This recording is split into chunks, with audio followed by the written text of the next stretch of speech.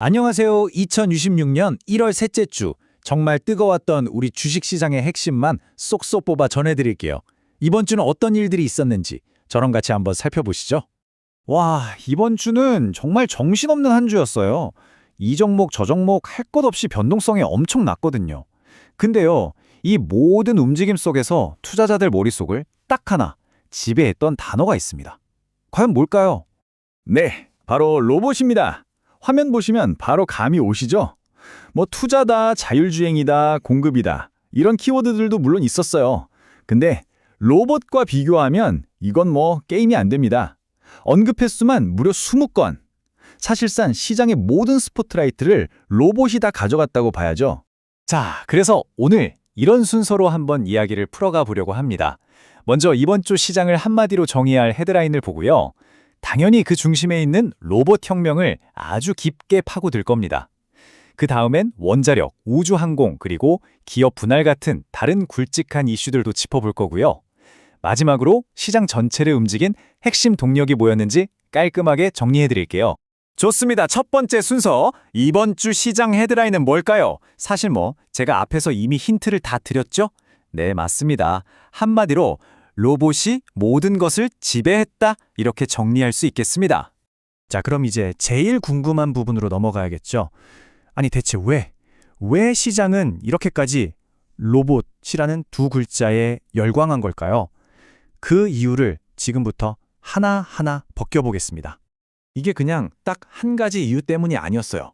여러 호재들이 정말 절묘한 타이밍에 한꺼번에 터져 나오면서 엄청난 시너지를 만들어낸 거죠. 자, 보세요. 그 유명한 보스턴 다이나믹스가 상장할 거라는 기대감, 그리고 CS 2026에서 현대차가 선보인 아트나스 로봇이 전 세계의 이목을 집중시켰죠.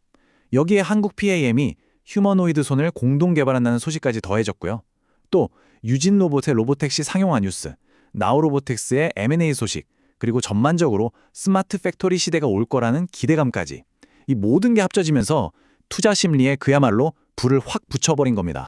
이렇게 시장이 뜨겁게 달아오를 때 그 열기를 온몸으로 흡수하면서 시장의 아이콘이 된 기업이 하나 있습니다. 주인공은 바로 뉴로메카입니다. 와, 뉴로메카의 일주일은 정말 뭐라고 표현해야 할까요? 경이롭다는 말밖에는. 이 표준 보세요.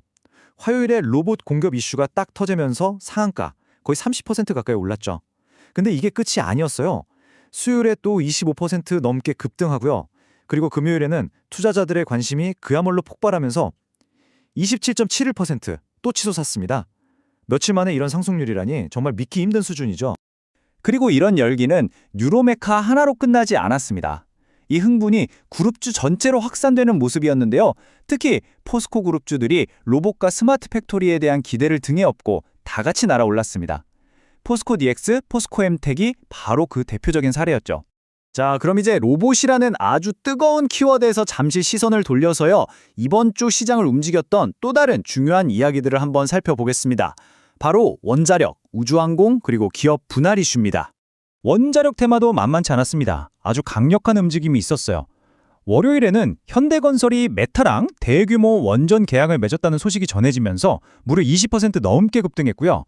금요일에는 한전기술이 앞으로 원전이 더 확대될 거라는 시장의 기대감, 바로 그 하나만으로 11% 넘게 상승하면서 이 테마가 아직 살아있다는 걸 제대로 보여줬습니다.